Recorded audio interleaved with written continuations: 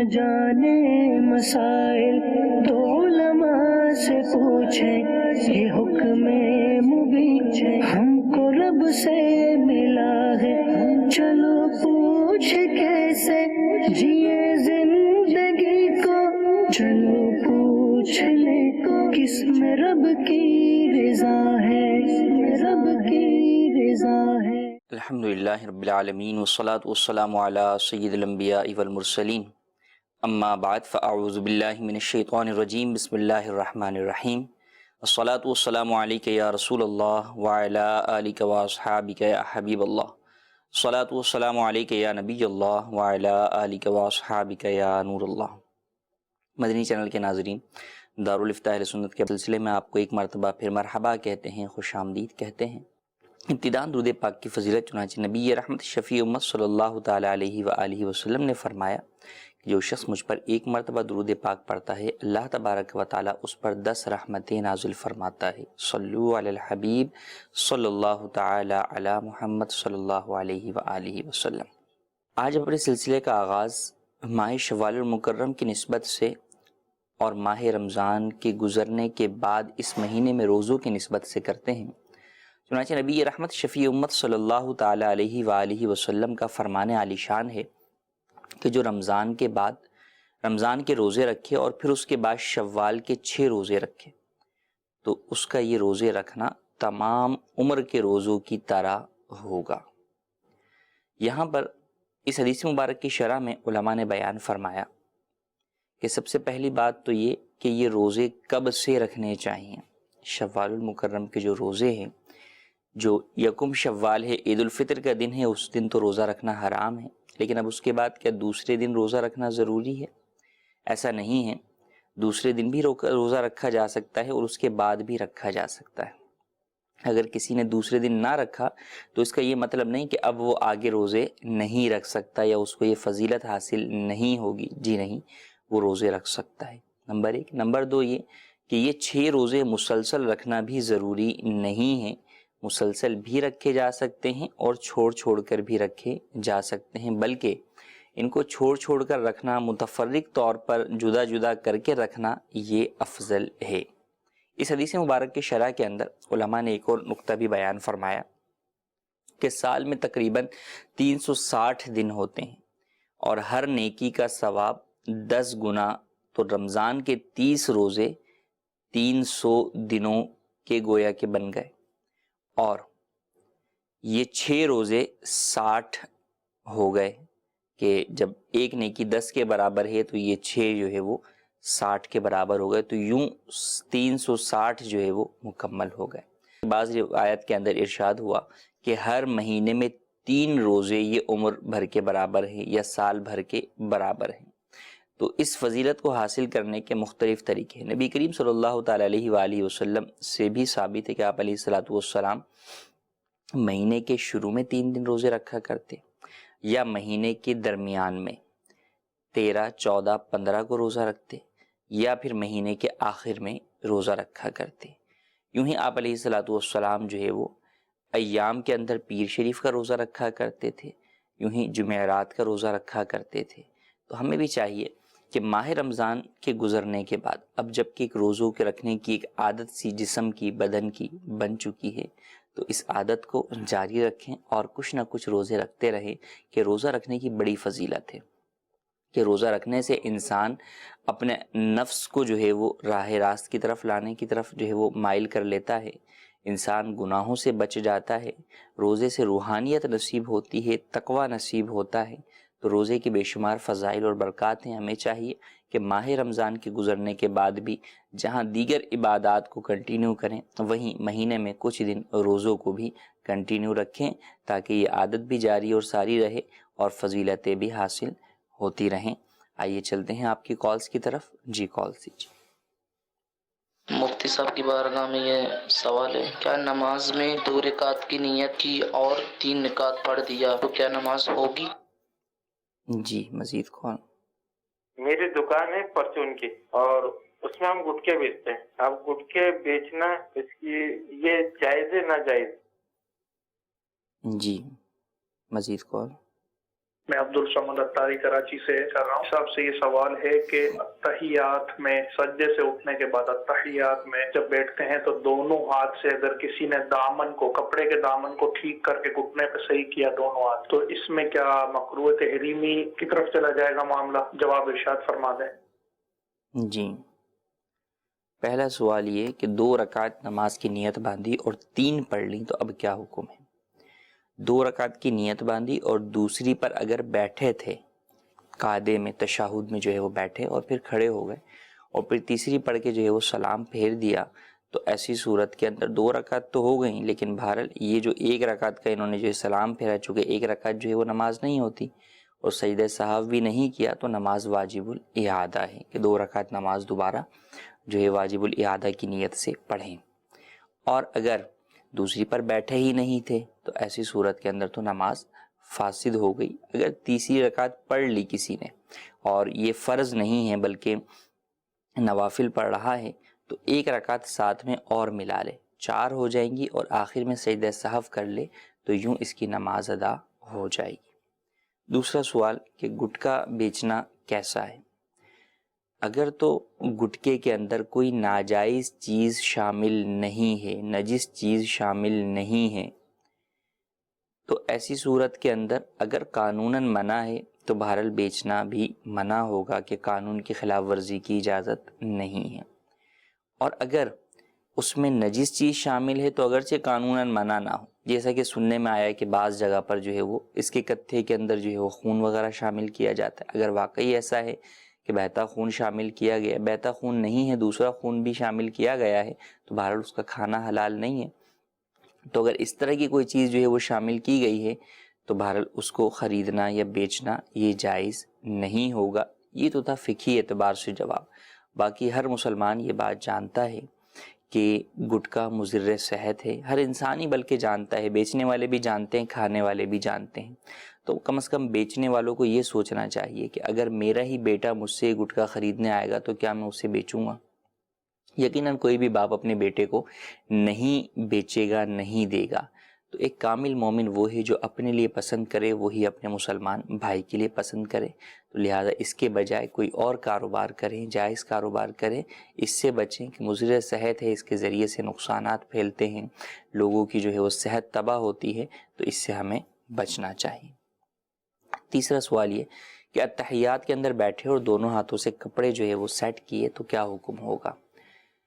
دونوں ہاتھوں سے کوئی بھی نماز میں عمل کیا تو مطلقاً 2 ہاتھ سے کام کرنے سے نماز فاسد نہیں ہوتی ہے. ہاں، اگر 2 ہاتھ سے کام ایسا کیا کہ دور سے دیکھنے والا اسے نماز میں تصور نہ کرے، اسے یہ غالب گمان ہو کہ یہ نماز میں نہیں ہے، ویسے ہی بیٹھا ہوا ہے، کوئی کام کر رہا ہے، تو یہ عمل کثیر کہلاتا ہے. اور عمل کثیر اگر نماز میں کیا جائے تو وہ نماز کو فاسد کر دیتا ہے. مختصر سے دامن کو سیدھا کر دینا، اس طرح کرنے سے نہ ہی نماز فاسد ہوگی اور نہ ہی مکروہ تحریمی ہوگی. کچھ میسیجز بھی جو ہے وہ ہیں، ہم انہیں بھی شامل کرتے ہیں. جی، ایک سوال یہ ہے کہ والدین کے کہنے پر کیا داڑھی کٹوا سکتے ہیں؟ جی نہیں، اللہ تبارک و تعالی کی نافرمانی میں کسی کی اطاعت کرنا جائز نہیں ہے. لا طاعت لمخلوق فی معصیت الخالق، کہ مخلوق کی اطاعت نہیں کی جائے گی خالق عز و جل کی نافرمانی میں. داڑھی رکھنا واجب ہے، نبی کریم صلی اللہ علیہ وآلہ وسلم کی سنت ہے، شرعی حکم اس کا وجوب کا ہے، تو اسے منڈوانا یا ایک مٹھی سے کم کروانا ناجائز و حرام اور گناہ ہے. تو اب والدین اگر کسی بھی گناہ کے کام کا کہتے ہیں تو والدین کی اطاعت نہیں کی جائے گی. والدین یا کسی کی بھی دنیا میں اطاعت جائز کاموں میں کی جائے گی، ناجائز کاموں میں نہیں کی جائے گی. ہاں، والدین کو اس بات پر جھڑکے نہیں، آسن انداز سے انہیں سمجھانے کی کوشش کرے. اگر وہ ناراض ہوں تو بھی بہرحال ان کی ناراضگی کی بنیاد پر بھی داڑھی کٹوانے کی اجازت ہرگز نہیں ہو سکتی. ایک اور سوال یہ ہے کہ کیا سنت غیر موقدہ کی جگہ قضا نمازیں پڑھ سکتے ہیں؟ جی ہاں، سنت غیر موقدہ کی جگہ پر قضا نمازیں پڑھ سکتے ہیں. ہاں، البتہ جو سنت موقدہ ہیں انہیں چھوڑنے کی اجازت نہیں ہے، وہ اپنی جگہ پر ہی ادا کی جائیں گی کہ ان کا پڑھنا لازمی اور ضروری ہے. ہاں، سنت غیر موقدہ ہے یا نوافل ہیں، ان کی جگہ پر اپنی قضا نمازیں ادا کی جا سکتی ہیں. جی، مزید کال دیجیے. میرا نام محمد عارف نعیم ہے، میں یونان سے بات کر رہا ہوں۔ مفتی صاحب سے میرا یہ سوال ہے، کیا جھوٹ بولنے سے وضو ٹوٹ جاتا ہے؟ جی، کیا جھوٹ بولنے سے وضو ٹوٹ جاتا ہے، یہ سوال ہے۔ نواقض وضو علیحدہ ہیں۔ ہر گناہ سے ایک اعتبار سے تو انسان سے روحانیت چلی جاتی ہے، نورانیت چلی جاتی ہے، لیکن ہر گناہ کی وجہ سے وضو ٹوٹے یہ ضروری نہیں ہے۔ تو جھوٹ بولنے سے وضو نہیں ٹوٹتا، ہاں البتہ جھوٹ کی اپنی نحوست ہے جس کی وجہ سے انسان کی روحانیت جو ہے وہ چلی جاتی ہے، اس کی بدبو سے فرشتہ 1 میل دور چلا جاتا ہے۔ وہ تمام اس کی برائیاں اپنی جگہ پر ہیں، لیکن اگر کسی نے جھوٹ بولا تو وضو نہیں ٹوٹے گا۔ جی مزید کال۔ میں مختار احمد بول رہا ہوں شکرپور گجرات سے۔ میرا سوال یہ ہے کہ ایک آدمی کہتا ہے کہ میں جب نماز پڑھتا ہوں تو مجھے سمجھ نہیں آتی کہ میں کیا پڑھ رہا ہوں، مجھے بھول جاتا ہوں، مجھے پتہ ہی نہیں ہوتا کہ میں کیا پڑھ رہا ہوں۔ ایسی صورت میں وہ نماز کیسے ادا کرے؟ ٹھیک، جی مزید کال۔ میرا نام محمد فضل ہے۔ زکوٰۃ کے سلسلے میں یہ کہ میرے وائف کے پاس جو ہے تقریباً 2.5 سے 3 تولہ جو ہے سونا ہے، تو یہ معلوم کرنا ہے کہ آیا ان پر فرضیت ہوئی کہ نہیں، وہ زکوٰۃ ادا کریں گی یا نہیں۔ جی مزید کال۔ محمد نواز اتاری، ضلع رحیم یار خان۔ شادی کے موقع پر دولہے کے ہاتھ میں مہندی لگانا یا عید کے موقع میں چھوٹے چھوٹے نابالغ بچے ہاتھوں میں مہندی لگا لیتے ہیں، بڑوں کو سمجھایا جائے تو وہ کہتے خوشی میں سب چلتا ہے، ایسا کہنا کیسا؟ شرعی رہنمائی فرما دیجیے۔ جی، پہلا سوال یہ ہے کہ نماز پڑھتے ہیں، نماز میں سمجھ نہیں آتی، کیا پڑھتے ہیں؟ سمجھ نہ آنا 2 طور پر ہے۔ ایک تو یہ کہ جو عربی کے کلمات پڑھ رہے ہیں اس کا ترجمہ نہیں جانتے، یہ تو ایک اکثریت ہے۔ جو لوگ عربی زبان سے ناواقف ہیں وہ اس کے ترجمے کو نہیں جانتے، لیکن بہرحال پھر بھی نماز پڑھتے ہیں، اور نماز پھر بھی پڑھنا فرض ہی ہے، ترجمہ جاننا ضروری نہیں ہے۔ ہاں، نماز میں خشوع اور خضوع حاصل کرنے کے لیے ترجمہ سیکھا جائے تو بہت اچھی بات ہے، تاکہ انسان کو پتہ چلے کہ وہ رب تعالیٰ سے کیا مناجات کر رہا ہے، کیا جو ہے وہ رب تعالیٰ کی بارگاہ میں دعائیں کر رہا ہے، اور کیا رب تعالیٰ کی بارگاہ میں ثنا پڑھ رہا ہے۔ تو دوسری بات یہ کہ اگر انہیں یہ یاد ہی نہیں رہ رہا کہ میں کیا کر رہا ہوں، میں نے پہلی رکعت پڑھی ہے یا دوسری پڑھی ہے، میں نے سورہ فاتحہ پڑھی ہے یا نہیں پڑھی ہے، اس طرح کا اگر انہیں جو ہے وہ وسوسے آتے ہیں تو غالب گمان کے مطابق عمل کریں۔ غالب گمان ان کا جس چیز کی طرف ہو کہ میں نے یہ کام کر لیا ہے، میں نے سورہ فاتحہ پڑھ لی ہے، تو ایسی صورت کے اندر وہ اس کو اوپر عمل کرتے ہوئے آگے بڑھتے چلے جائیں، وسوسوں کی طرف دھیان نہ دیں۔ رکعات کے اندر اگر شک ہوتا ہے کہ پہلی ہے یا دوسری ہے یا تیسری ہے، تو اس میں سب سے پہلی بات تو یہ کہ غالب گمان پر عمل کریں۔ اگر غالب گمان بھی نہیں ہوتا، اور یہ معاملہ اکثر ہوتا ہے، تو ایسی صورت میں پھر کم والی سائڈ کو اختیار کریں۔ 2 اور 3 میں شک ہو رہا ہے، دوسری اور تیسری رکعت میں شک ہو رہا ہے، تو موجودہ رکعت کو دوسری رکعت شمار کریں اور اس کے ساتھ ایک اور رکعت جو ہے وہ ملا لیں، اگر مغرب کی ہے یا وتر کی ہے۔ اگر 4 رکعت والی نماز پڑھ رہے ہیں تو پھر اس کے ساتھ 2 رکعتیں اور ملا لیں، اور آخر میں سجدہ سہو بھی کریں، تو یوں نماز ان کی ادا ہو جائے گی۔ تو اس بات کا خیال کریں۔ باقی نماز سے پہلے وسوسے سے بچنے کے لیے وسوسوں کا علاج ہے کہ بندہ جو ہے وہ اپنے الٹے کندھے کی طرف 3 بار جو ہے وہ تھو کر دے، تو اس سے بھی وسوسوں میں افاقہ ہوتا ہے۔ اعوذ باللہ نماز سے پہلے پڑھ لے، لا حول شریف پڑھ لے، تو یہ وسوسوں کے علاج کے اوپر بھی عمل کریں گے تو انشاءاللہ عز و جل نماز میں توجہ رہے گی۔ دوسرا سوال یہ ہے کہ عورت کے پاس 3 تولہ سونا ہے تو کیا اس پر زکوٰۃ فرض ہوگی؟ اگر کسی شخص کے پاس 3 تولہ ہی فقط سونا ہے، اس کے علاوہ اس کے پاس اور کوئی مال نہیں ہے، حاجت اصلیہ سے زائد کوئی اور مال نامی نہیں ہے، تو اس پر زکوٰۃ فرض نہیں ہے، کیونکہ سونے کا نصاب 7.5 تولہ ہے۔ لیکن اگر اس کے ساتھ ساتھ اس کے پاس کچھ پیسے ہیں یا کچھ چاندی ہے یا کوئی پرائز بانڈ ہے یا مال تجارت ہے، اگرچہ کچھ ہی ہو، چند روپے ہی اس کے پاس ایکسٹرا ہوں، تو بہرحال اس صورت میں سونا اور چاندی یا سونا اور پیسہ یا سونا اور مال تجارت کو مکس کر کے جب دیکھیں اور دونوں کی قیمت 52.5 تولہ چاندی کو پہنچے تو زکوٰۃ لازم ہوگی، اور 3 تولہ اگر کسی اور چیز کے ساتھ ملے گا تو یقیناً اس کے اوپر زکوٰۃ لازم ہوگی۔ تیسرا سوال یہ ایک معاملہ ہے کہ لوگ جو ہے وہ مردوں کو مہندی لگاتے ہیں، خاص طور پر بچوں کو لگائی جاتی ہے، شادی کے موقع پہ دلہا کو لگائی جاتی ہے اور دیگر اور خوشی کے مواقع پر یا عید کے موقع کے اوپر بچوں کو لگا دی جاتی ہے، لڑکوں کو مہندی لگا دی جاتی ہے، حالانکہ مہندی لگانا عورتوں کا کام ہے، مردوں کا کام نہیں ہے۔ مرد کو مہندی لگانا حرام ہے۔ چھوٹے نابالغ بچے ہیں، ان پر تو کوئی گناہ نہیں ہے کسی چیز کا، لیکن ان کو لگانے والے گناہ گار ہوں گے، کیونکہ جو لگانے والے ہیں وہ تو بالغ ہیں نا، بالغ کے اوپر تو احکام شریعت ہوتے ہیں، تو لہٰذا اگر بالغ جو ہے وہ لگائے گا تو بہرحال وہ گناہ گار ہوگا، اس کے اوپر لازم بھی ہوگا کہ وہ توبہ بھی کرے اگر اب تک کسی نے ایسا کیا ہے، اور آئندہ ہرگز نہ لگائیں۔ یوں ہی خواتین جو ہے وہ اگر مہندی لگا رہی ہیں تو یہ نہیں کہ اب وہ مہندی لگانے میں جناب کسی بچے کو جو ہے وہ پکڑ لیا اسی ہاتھ سے کہ بچے کے ہاتھ پہ لگ گئی، تو اس میں بھی خیال رکھنا ضروری ہے۔ مرد کو سر اور داڑھی کے بالوں کے اوپر مہندی لگانے کی اجازت ہے، تو اس میں بھی اس کو اس بات کا خیال رکھنے کی حاجت ہے کہ اپنے ہاتھ سے نہ لگائے، کہ جناب لگائی تو سر اور داڑھی پر ہے لیکن ہاتھ خود بخود ہی جو ہے وہ رنگدار ہو گئے، تو اب یا تو کوئی چیز پہن کر لگائے یا پھر جو ہے وہ اپنی محرمہ یا وائف کے ذریعے سے جو ہے وہ لگوائے، تاکہ خود اس کے جو ہے وہ جسم کے اوپر نہ لگے۔ تو مرد کو فقط داڑھی اور سر کے بالوں پہ لگانے کی اجازت ہے، اس کے علاوہ اجازت نہیں ہے۔ ہاں عورتیں جو ہے وہ اپنے بدن پر لگا سکتی ہیں۔ کچھ میسیجز بھی ہیں، ہم انہیں بھی جو ہے وہ شامل کرتے ہیں۔ ایک سوال یہ ہے کہ کیا ہر اسلامی مہینے کا چاند دیکھنا ضروری ہے؟ ہر اسلامی مہینے کا چاند دیکھنا تو ضروری نہیں ہے، ہاں البتہ بعض مہینے ہیں جن کا چاند دیکھنا واجب کفایہ ہے، جن میں شعبان المعظم ہے، رمضان ہے، شوال ہے اور ذوالقعدہ اور ذوالحجۃ الحرام ہے۔ ان مہینوں کے 5 مہینوں کا چاند دیکھنا واجب کفایہ ہے، اگر ایک نے بھی دیکھ لیا تو کفایت کرے گا، کسی نے بھی نہ دیکھا تو سب گناہ گار ہوں گے۔ ایک سوال یہ ہے کہ ایک عورت نے نیو زیور پہنا ہوا تھا، شوہر کی ڈیتھ ہو گئی، اب وہ زیور اتار دے یا نہیں، اور عدت کی احتیاطیں بھی بتا دیجیے۔ دیکھیں عورت نے چاہے نیو زیور پہنا ہو یا اولڈ زیور پہنا ہوا ہو، عورت کو عدت میں زینت اختیار کرنے کی اجازت شرعاً نہیں ہے، چاہے عدت طلاق ہو چاہے عدت وفات ہو، لہٰذا عورت کو اس بات کی ہرگز اجازت نہیں ہے کہ وہ زیور پہنے۔ ان ایام کے اندر تو کوئی بھی زیور پہنا ہوا ہے تو عدت کے اندر اسے اتار دیں۔ عدت کی 2 احتیاطیں میجر ہیں۔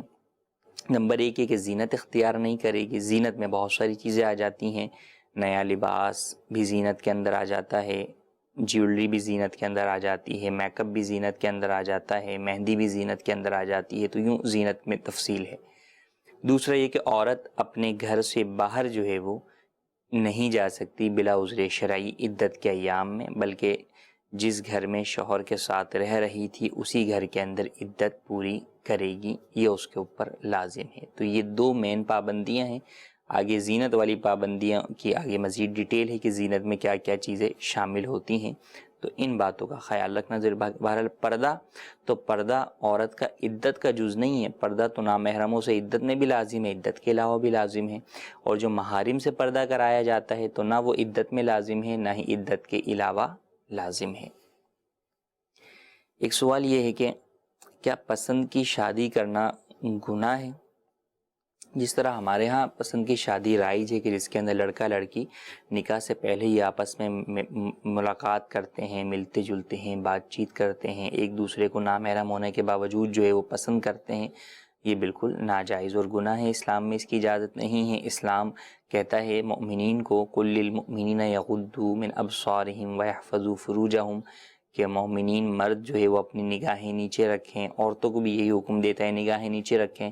تو جہاں اسلام نگاہیں نیچے رکھنے کا حکم دے رہا ہے وہاں اسلام اس بات کی اجازت کہاں سے دے سکتا ہے کہ آپ نگاہیں اٹھا کر نامحرم لڑکے کو یا نامحرم لڑکی کو جو ہے وہ تاڑیں اور پھر جناب محبت آپس میں پیدا کریں اور پھر آگے جو ہے وہ آپ اس سے جو ہے وہ شادی کریں، تو اس کی ہرگز اجازت نہیں ہے۔ ہاں اگر والدین کی رضامندی کے ساتھ جو ہے وہ کسی جگہ پر نکاح ہو رہا ہے تو پھر ٹھیک ہے، اس میں محبت ہو ہی جاتی ہے، نکاح کے بعد تو اس میں کوئی حرج نہیں ہے۔ نکاح سے پہلے ایک نظر دیکھ لینا اس کی بھی شریعت مطہرہ کے اندر اجازت ہے، اس میں بھی کوئی حرج نہیں ہے، لیکن جس طرح ہمارے ہاں رائج ہے اور محبت کی شادیوں میں والدین کی ناراضگیاں مول کر، ان سے قطع تعلقیاں کر ان سے تعلقات توڑ کر بھاگ کر جو شادیاں کی جاتی ہیں یہ کئی گناہوں پر مشتمل ہوتی ہیں، اور بعض صورتوں کے اندر تو یہ نکاح سرے سے منعقد ہی نہیں ہوتے۔ جی مزید کال دیجیے. میرا نام سیف اللہ، میں یونان سے بات کر رہا ہوں. مفتی صاحب سے میرا ایک سوال ہے، مسجد کے اندر گٹکا یا پان کھا سکتے ہیں؟ جی مسجد کے اندر گٹکا یا پان، اولاً تو مسجد کے اندر کوئی بھی چیز کھانے پینے کی اجازت نہیں ہے سوائے معتکف کو.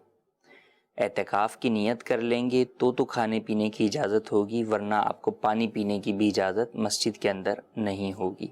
معتکف سے مراد وہ رمضان کے آخری 10 روزے والا معتکف ضروری نہیں ہے، بلکہ آپ جب بھی مسجد میں داخل ہوں تو اعتکاف کی نیت کر لیجیے، نویت سنت الاعتکاف کہہ لیجیے، یا جو ہے وہ اپنی مادری زبان میں کہہ لیں کہ میں نے سنت اعتکاف کی نیت کی. تو اب جو ہے وہ آپ کھا سکتے ہیں.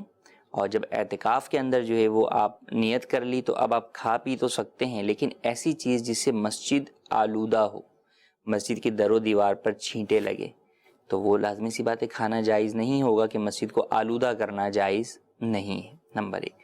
نمبر 2 یہ کہ ان چیزوں کے کھانے میں اگر منہ میں بدبو پیدا ہوتی ہے تو مسجد کے اندر بدبو لے کر جانا یہ جائز نہیں ہے.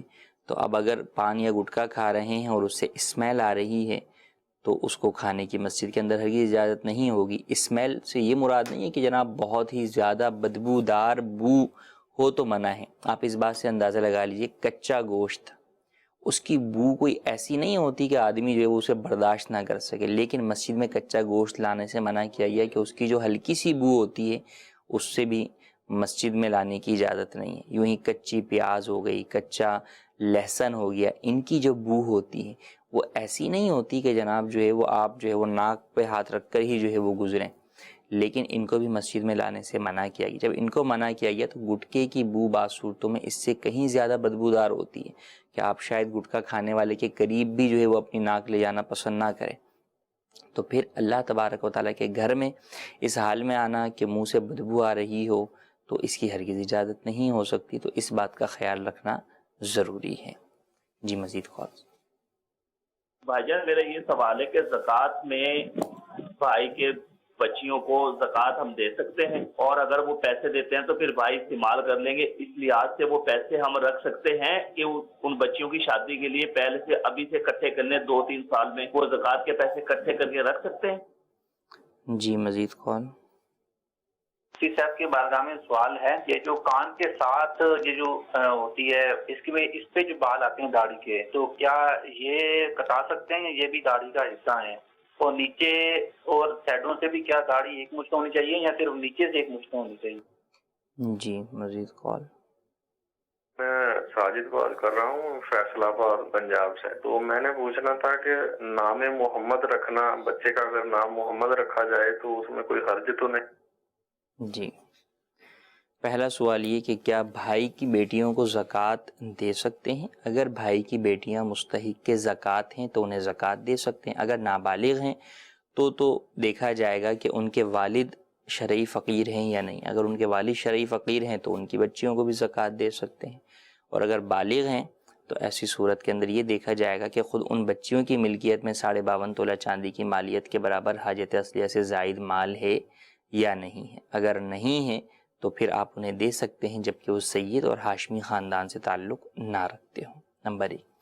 نمبر 2، اس سوال میں یہ ذکر کیا کہ ہم بچیوں کو زکوٰۃ دے دیں اور پھر ان سے لے کے رکھ لیں ہم، تو کیا یوں زکوٰۃ جمع کر سکتے ہیں تاکہ بعد میں بچوں کی شادی میں جو ہے وہ خرچ ہو؟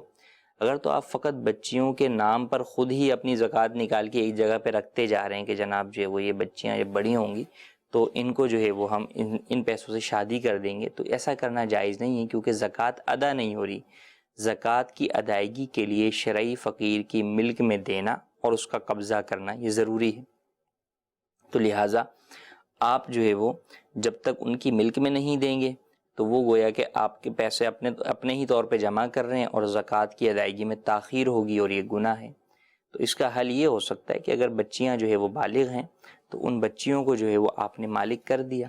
اب بچیوں نے مالک کرنے کے بعد پھر انہوں نے جو ہے وہ رکھوا دیا چچا کے پاس کہ بھئی یہ پیسے جو ہے وہ آپ ہمارے اپنے پاس محفوظ کر لیجئے ہماری شادی کے لیے یا ہمارے اور دیگر معاملات کے لیے. تو یوں تو ہو سکتا ہے، لیکن یہ بھی اس صورت میں ہی ہو سکے گا کہ مثال کے طور پہ 1 سال جو ہے وہ بچی کے پاس جمع ہو گئے جناب 40,000 روپے، اس نے رکھوا دیے چچا کے پاس، تو اب اگلے سال اگر نصاب ہی 40,000 کا بنا ہوا ہے تو اب تو 40,000 کے اوپر اسے زکوٰۃ دینی پڑے گی، تو اسے تو آپ پھر مزید زکوٰۃ نہیں دے سکتے، تو لہٰذا ان تمام باتوں کا خیال رکھنا ضروری ہے۔ بہرحال اگر بھائی انتقال کر گئے ہیں تو ان کی بچیوں کے حوالے سے جو بھی ذمہ داریاں ہوتی ہیں کئی صورتوں کے اندر چچاؤں کے اوپر لازم آتی ہے، تو انہیں چاہیے کہ اپنے بھائی کی اولاد کے ساتھ حسن سلوک کریں، صلہ رحمی کریں۔ زکوٰۃ تو بندہ اور بھی کسی کو دے سکتا ہے، ان کے ساتھ ویسے ہی نفلی صدقات و خیرات کے ذریعے سے ان کے ساتھ جو ہے وہ مدد کرتے رہیں۔ دوسرا سوال یہ ہے کہ کان کے ساتھ جو جگہ ہے کن پٹی کے اوپر کیا داڑھی جو آتی ہے اس کا یہاں سے کٹوا سکتے ہیں یا نہیں؟ کان پہ یہاں پر آپ دیکھیں گے ایک ہڈی آپ کو یہاں پر کن پٹی پر محسوس ہوگی، اس ہڈی سے اوپر سر ہے اور اس سے نیچے جو ہے وہ چہرے کا حصہ داڑھی کا ہے۔ اس ہڈی سے اوپر جو جگہ ہے وہ قلم جو بنتی ہے تو وہ قلم تو آپ بنوا سکتے ہیں، لیکن اس ہڈی سے نیچے پورا یہ حصہ جو ہے وہ داڑھی میں شمار ہوتا ہے، اسے کٹوانے کی اجازت نہیں ہے۔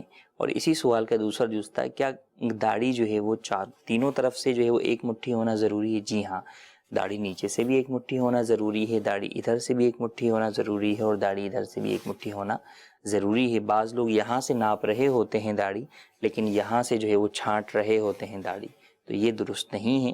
دونوں جگہوں سے، تینوں جگہوں سے ہی داڑھی ایک مٹھی ہونا ضروری ہے۔ تیسرا سوال یہ کہ نام محمد رکھنا کیسا ہے؟ نام محمد رکھنا نہ صرف جائز بلکہ افضل اور فضیلت والی بات ہے۔ نبی کریم صلی اللہ تعالیٰ علیہ وآلہ وسلم کی فرمان موجود ہیں اس کے اوپر کہ جس شخص نے میرے نام پر، محمد یا احمد کے نام پر جو ہے وہ اپنے بچے کا نام رکھا تو وہ اور میں جنت کے اندر ہوں گے۔ تو یہ نام بالکل رکھا جا سکتا ہے، اس میں کوئی حرج نہیں۔ ہاں، پکارنے میں بسا اوقات انسان غصے میں کچھ بھی کہہ دیتا ہے بچے کو، تو اس لیے اصلی نام محمد رکھیں، پکارنے کے لیے کوئی دوسرا نام رکھ لیں، اور دوسرے نام میں بھی کوشش کریں کہ کسی صحابی رسول یا کسی نبی علیہ الصلاۃ والسلام کا نام مبارک رکھا جائے۔ میسیجز بھی ہم شامل کرتے ہیں۔ ایک سوال یہ ہے کہ اسلامی بہن پہلے قضا روزے رکھیں گی یا شوال کے رکھیں گی؟ اسلامی بہنوں کو دونوں طرح کا اختیار ہے۔ قضا روزے اگر تو شوال میں ہی جو ہے وہ ان کے قضا روزے بھی ہو جائیں گے اور شوال کے روزے بھی ہو جائیں گے تو ٹھیک ہے، وہ پہلے قضا روزے رکھ لیں بعد میں شوال کے رکھ لیں، یا پہلے شوال کے رکھ لیں بعد میں قضا کر لیں، اس میں کوئی ممانعت نہیں ہے۔ قضا روزے ہوتے ہوئے بھی شوال کے روزے رکھے جا سکتے ہیں، اس میں کوئی حرج نہیں ہے۔ ہاں، اس کے علاوہ عام نفلی روزے، ویسے یہ تو وہ روزے ہیں کہ جن کی فضیلت احادیث میں آئی، لیکن وہ روزے جن کی فضیلت احادیث میں نہیں آئی وہ رکھنے ہیں نفلی روزے عام ویسے ہی، تو اس کے لیے پہلے رک جائیے، پہلے اپنے قضا پورے کیجئے، پھر وہ نفلی عبادت کیجئے، کیونکہ جب تک قضا بندے کے ذمے میں لازم ہو تو اس طرح کی نوافل عبادت جو ہے وہ اللہ تبارک و تعالیٰ کی بارگاہ میں قبول نہیں ہوتی، بلکہ معلق رہتی ہیں، درمیان میں رکی رہتی ہیں۔ جب بندہ اپنی قضا مکمل کرتا ہے پھر بارگاہ الہی کے اندر وہ نوافل قبول ہوتے ہیں۔ ایک سوال یہ ہے کہ وضو میں اگر عضو سے 3 سے زیادہ بار دھو لیا جائے تو کیسا ہے؟ اگر کوئی عضو 3 سے زیادہ بار دھو لیا تو اس میں اس بات کا خیال رکھا جائے گا کہ کیوں دھویا جا رہا ہے۔ اگر تو اس لیے کہ 3 دفعہ کے اندر بھی جو ہے وہ عضو کامل دھلا نہیں تو انڈرسٹوڈ سی بات ہے، جو ہے وہ اس کو دھویا ہی جائے گا کہ دھونا ضروری ہے۔ اور 3 مرتبہ مکمل ہو گیا اب اس کے بعد بلا وجہ دھو رہے ہیں تو وہ اسراف ہے، اس کی اجازت نہیں ہے۔ ہاں، اگر یہ کہ شک تھا کہ دوسری مرتبہ میں پورا نہیں دھلا اس لیے جو ہے وہ تیسری مرتبہ پورا دھویا اور چوتھی مرتبہ دوسری مرتبہ والے کو پورا کرنے کے لیے دھویا تو اس میں حرج نہیں ہے، گناہ گار نہیں ہوں گے۔ جی مزید کال دیجیے۔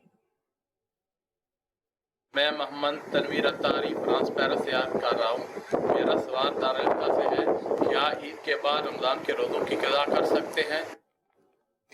عید کے بعد ہی رمضان کے روزوں کی قضا کریں گے؟ رمضان کے روزوں کی قضا رمضان میں تو ہو ہی نہیں سکتی، کیونکہ رمضان میں تو اپنے روزے جو ہے وہ اپنی جگہ پر موجود ہی ہیں، تو بالکل نہ صرف کر سکتے ہیں بلکہ کرنا ضروری ہے، اور جلد از جلد کرنا ضروری ہے کہ موت کا کسی کو نہیں معلوم کب آ جائے، تو لہٰذا جلد از جلد اپنے روزوں کی قضا کر لیجئے۔ ایک سوال یہ ہے کہ اگر قبرستان میں عورتوں کا جانا کیسا ہے، اور قبرستان کے پاس سے اگر عورتیں گزریں تو کیا السلام علیکم کہہ سکتی ہیں؟ عورتوں کو اسپیشلی قبرستان جانا یہ منع ہے، گھر سے ہی فاتحہ اور رسالے ثواب کریں۔ ہاں راستے سے گزر رہی ہیں، ساتھ میں قبرستان ہے، تو اب سلام کرتے ہوئے گزر سکتی ہیں۔ گزرنے سے مراد یہ کہ وہاں ٹھہر کر وہاں اندر جا کے سلام نہیں، اب ایسے ہی اپنی سواری پر ہی گزر رہے ہیں، قبرستان ہے تو اب سلام کر لیا یا قبرستان کی دعا پڑھ لی یا کچھ جو ہے وہ اوراد و وظائف یا صورتیں پڑھ کر اس کا ایصال ثواب مردوں کو کر دیا تو یہ کر سکتی ہیں، اس میں کوئی حرج نہیں ہے۔ جی مزید کال دیجیے۔ تو آگے یہ تھا کہ میرے جو اصل والدین ہیں انہوں نے مجھے آگے کہ جو میری پھپھو ان کو دے دیا ہوا ہے، تو بچپن میں دیا تھا، تو ابھی میری عمر تقریباً ہے 25-26 سال، تو جو میرے اصل والدین ہیں ان کے پاس جائیداد ہے، کیا اس میں سے میرا حصہ بنتا ہے کہ نہیں بنتا شریعت کے حوالے؟ جی مزید کون؟ میرا مفتی صاحب سے سوال ہے کہ عصر کی جماعت کے اندر اس کی ایک رکعت چلی گئی تو امام کے سلام پھیرنے کے بعد وہ اپنی رکعت پوری کرنے کے لیے کھڑا ہوا، ایک رکعت پوری ہونے کے بعد وہ اور ایک رکعت کے لیے کھڑا ہوا، اسے دھیان آنے پر پھر وہ واپس لوٹ گیا اور سجدہ سے ہو کر کے نماز پوری کی، کیا اس کی نماز ہو گئی؟ جواب عنایت فرمائیں، جزاک اللہ خیرہ۔ جی مزید کون؟ نماز وتر میں اگر دعائے قنوت رہ جائے تو ساوت سجدہ واجب ہو جاتا ہے؟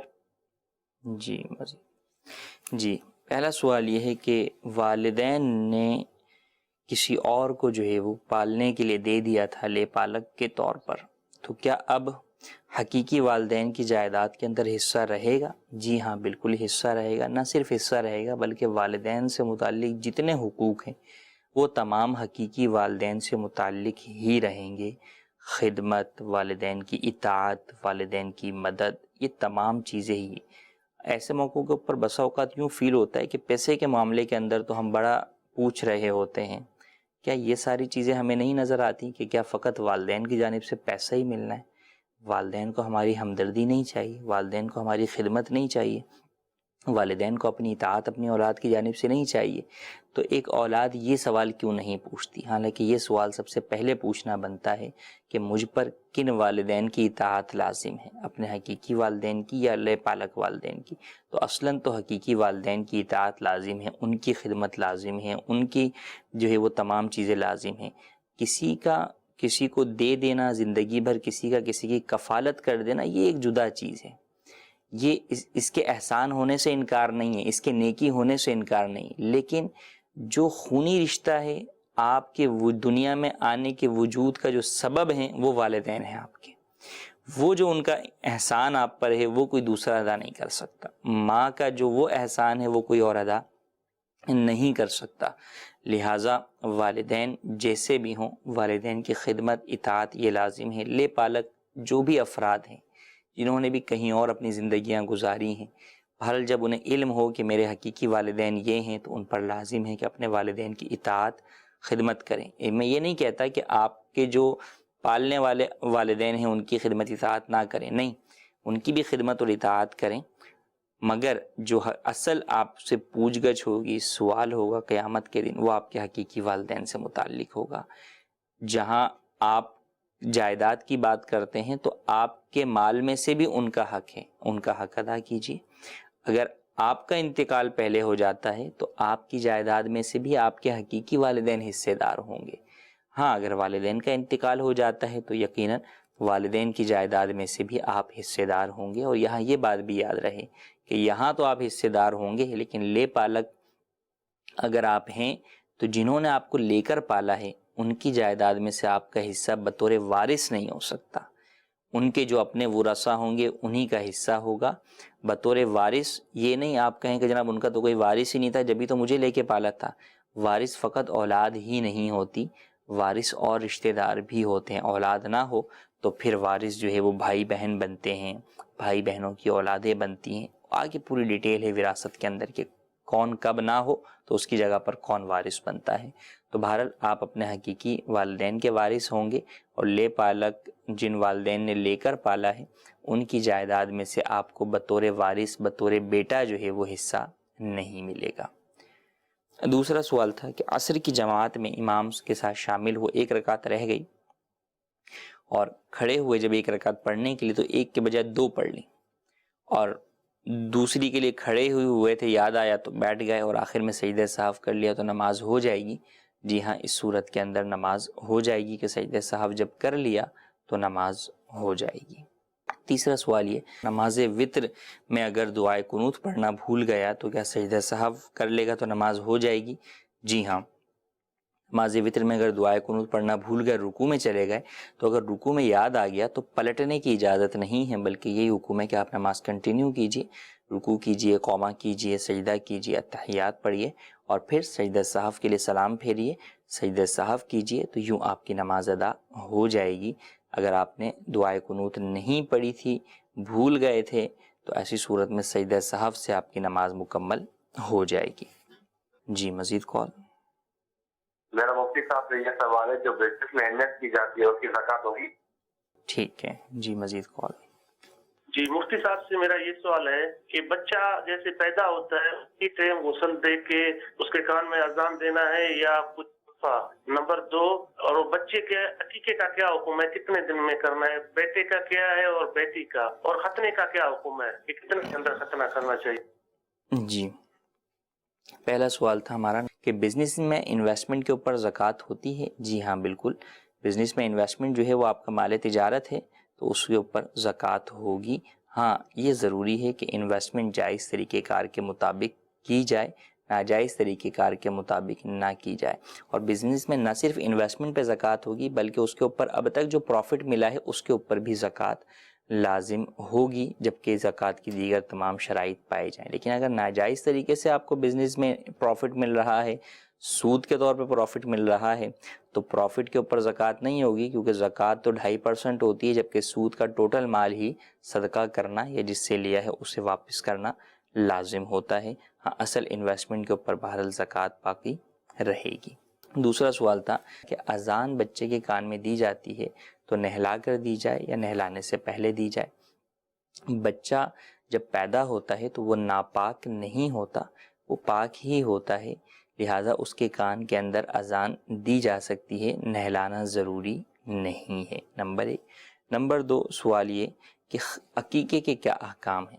عقیقے کے بارے میں تفصیل جاننے کے لیے امیر اہل سنت کا رسالہ عقیقے کے بارے میں سوال جواب، اس کا مطالعہ کیجیے۔ مختصراً یہ کہ لڑکے کے لیے 2 بکرے، لڑکی کے لیے 1 بکری عقیقے کے لیے جو ہے وہ ہے، اور یہ ضروری نہیں کہ 2 ہی ہوں، لڑکے کے لیے بھی 1 بھی ہو سکتا ہے، بکرے کی جگہ بکری بھی ہو سکتے ہیں، افضل یہ ہے کہ 2 ہوں لڑکے کے لیے اور بکرے ہوں۔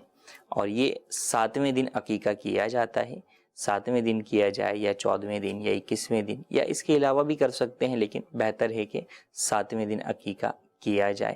تو عقیقہ جو ہے وہ سنت مستحبہ ہے، واجب نہیں ہے، ہاں کریں گے تو یقیناً اس کی فضیلت حاصل ہوگی۔ مزید تفصیل کے لیے امیر السنت کا رسالہ آپ اسٹڈی کر لیجئے، عقیقے کے بارے میں سوال جواب۔ انہی کے سوال کا تیسرا جز تھا کہ ختنے کے کیا احکام ہیں؟ بچے کا ختنہ جو ہے وہ اس عمر میں کرا دیا جائے کہ جس عمر کے اندر اس میں ختنے سے جو تکلیف ہوتی ہے اس کو بھی جو ہے وہ برداشت کرنے کی جو ہے وہ اس کے اندر طاقت ہو، اور بہرحال بالغ ہونے یا مراہق ہونے سے پہلے کرا دیا جائے، تاکہ جو پردے کے احکام ہیں اس سے متعلق جو ہے وہ بچہ بچت میں رہے، عافیت میں رہے۔ چھوٹی عمر کے اندر جو ہے وہ کروایا جا سکتا ہے، اس میں کوئی حرج نہیں ہے، شرعی اعتبار سے کوئی ممانعات بھی نہیں ہے۔ اللہ تبارک و تعالیٰ سے دعا ہے آج کے سلسلے میں جو بھی ہم نے احکام سیکھے سنے ان پر عمل کرنے، انہیں دوسروں تک پہنچانے کی توفیق عطا فرمائے، اور اس طرح کی محافل کے اندر اس طرح کے سلسلوں کو بغور سننے کی، سمجھنے کی، دیگر لوگوں تک احکام دین پہنچانے کی توفیق عطا فرمائے۔ آمین بجاہ النبی الامین۔ صلو علی الحبیب صلی اللہ تعالی علی محمد صلی اللہ علیہ وآلہ وسلم۔ نہ جانے مسائل تو علماء سے پوچھیں، یہ حکم مبین ہم کو رب سے ملا ہے، چلو پوچھ کیسے جیے زندگی کو، چلو پوچھ لے کس میں رب کی رضا ہے، رب کی رضا ہے۔